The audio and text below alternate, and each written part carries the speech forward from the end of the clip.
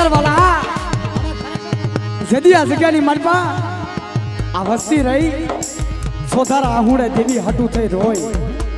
દેવીની જગ્યાની માલપા દેવીના દર્શન કરવા હાટું દેવી